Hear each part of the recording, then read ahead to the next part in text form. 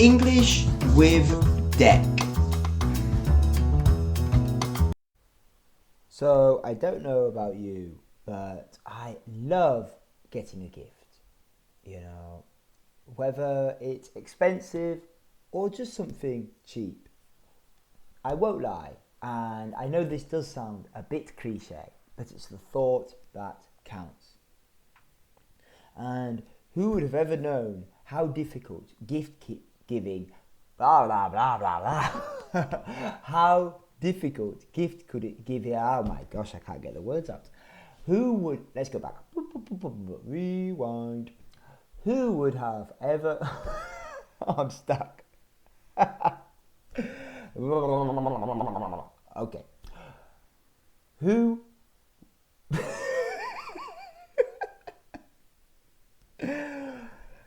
sometimes I wish I spent so much time editing and fine tuning these podcast episodes, but as always, the point of these episodes is within reason, natural English, and with as little edits or cutting done as possible. So I'm sorry, but I'm leaving that in. Okay, that's 1 minute and a half already. Oh my gosh. Okay, starting. Right. Who would have ever known just how difficult gift giving could be? Well, let's find out about Japanese gift giving culture. Hey guys, it's Deck here, and I'm here with another episode of English with Deck. Let's go. Okay, well, after that, gosh, I'm drinking a cup of wheat tea here. I feel like, well, wheat tea is obviously caffeine free, but there's something in this, I tell you, to make me this giddy. Yes, giving gifts and receiving them. It's absolutely fantastic. I don't care what anyone says. There is a real nice feeling there when you give a gift. And of course, when I receive a gift, it is absolutely fantastic. And don't get me wrong, there are definitely sort of rules in inverted commas, with the rabbit ears. If people say inverted commas, it's kind of like when you want to sort of emphasize something, and basically you do like a peace sign with your two fingers, like you would peace. Make sure it's the right way round though, guys. In certain countries and certain cultures, doing it with your palm facing you and your fingernails towards the listener, there can be a sort of negative connotation. But, if you get your fingernails facing you, making a peace sign with both hands, and then you sort of wiggle those fingers, you are making inverted commas to emphasize the stress or the point of something.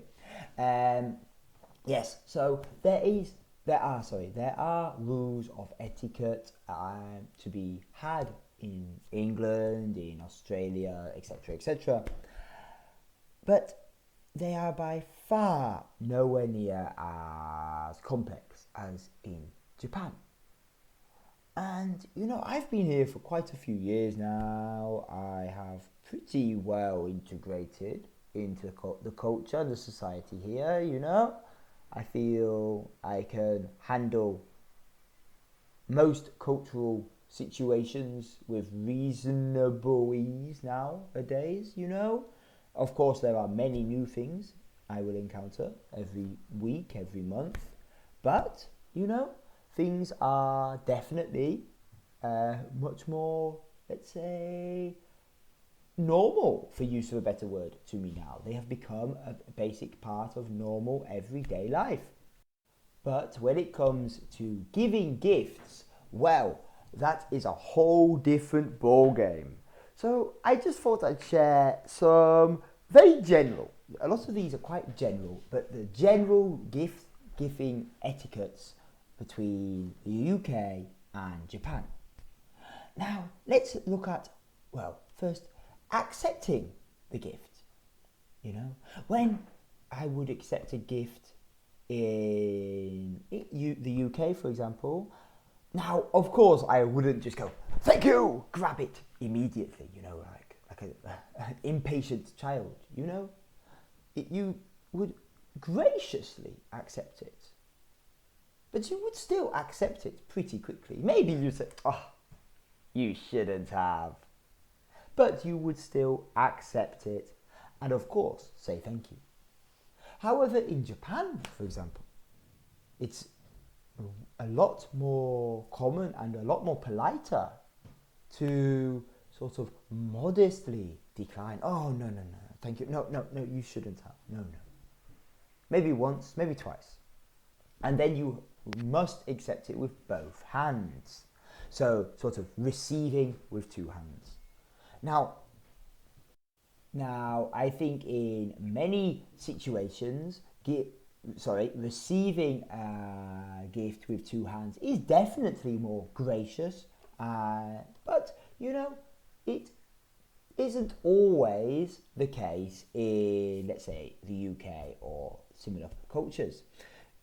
Sometimes receiving something with one hand is perfectly acceptable.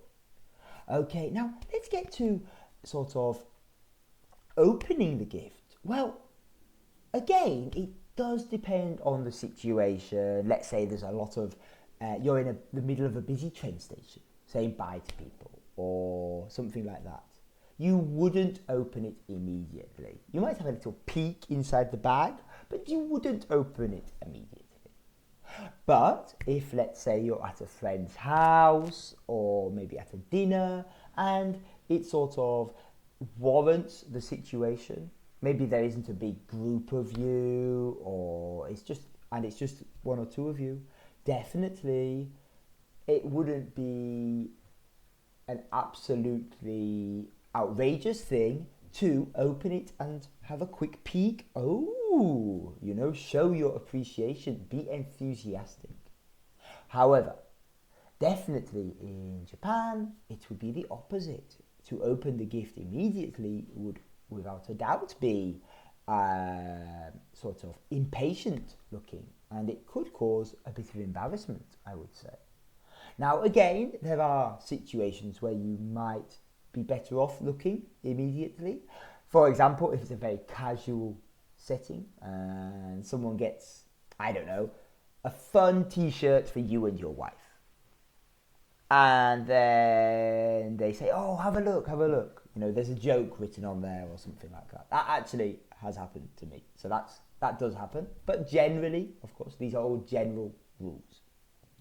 Okay, and... okay, now wrapping. Okay, the gift wrapping, how the gift is wrapped and presented.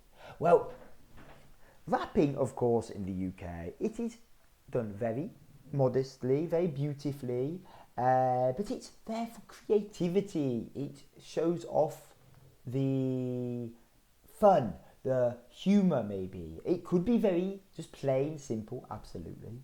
But definitely it has a lot more sort of colour to it in that sense. However, in Japan, on the other hand, you know, gift wrapping is, for use of a better word, a sacred art. Like, honestly, it's absolutely phenomenal. The care, the effort, the elegance that goes into gift wrapping is absolutely insane. You know, it's absolutely wow. For use, yeah, wow. Okay, and you know, let's just finish this off with talking about reciprocating the gift. You know, so that basically means giving a gift back. Okay, now in the UK, as with many other cultures, reciprocation of a gift is completely optional and completely based on the relationship. You know, some friends, co-workers, etc., they might have a little custom to do it personally. However, it is completely case by case. However, in Japan, as with many things in Japan, it is slightly different and quite unique in the sense that there is a whole concept of a return gift. Okay, and quite often it's worth, well, I think a general rule is like half of the original amount. However, if let's say you are a student or a child, or just in general maybe not that close to the person, honestly a simple gift of some cookies or a little keepsake is perfectly sufficient. Okay, well, guys, that is about all for today, and I would absolutely love to hear about gift giving in your country and how it differs from the UK, how it differs from Japan, and if there are any similarities. Okay, guys, remember, English doesn't have to be difficult. See you in the next one.